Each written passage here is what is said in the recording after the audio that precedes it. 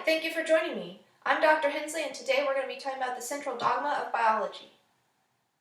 The central dogma has two main parts, transcription and translation. The central dogma describes how hard copies of genes in DNA are eventually made into functional proteins so that the cell may grow and divide. The central dogma has two main parts, transcription, where DNA is taken to RNA, and translation, where RNA is taken to protein. In transcription, DNA is taken to RNA. These are both nucleotides. They look very similar chemically, except for they have a few minor differences. These differences mean that DNA likes to pair up with itself and make this double helix structure you may have seen in biology class, whereas RNA likes to be a single strand by itself. The second major difference is that one of the nucleotides is T in DNA, but the same nucleotide in RNA is known as uracil or U. Because DNA is a more stable molecule, it contains all of the genetic information in the cell.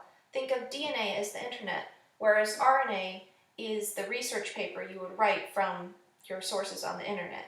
You don't need all of the sources of the internet to make your research paper, just a few. Transcription starts when little proteins called cofactors are signaled to bind the start of a gene.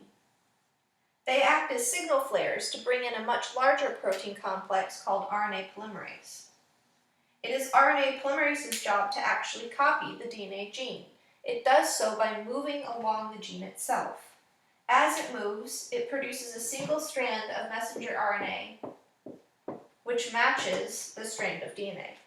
Once RNA polymerase has done its job, it falls off the strand of DNA, and you are left with your original DNA genetic copy and your new RNA copy.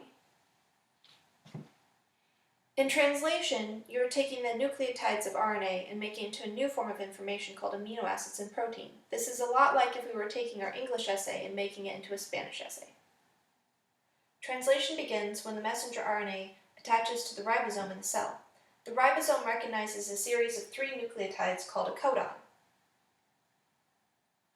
The ribosome brings in tRNAs, which recognize each codon and at their end have an amino acid. As the ribosome moves down the messenger RNA, new codons are recognized and new amino acids are added to the end of a growing peptide chain.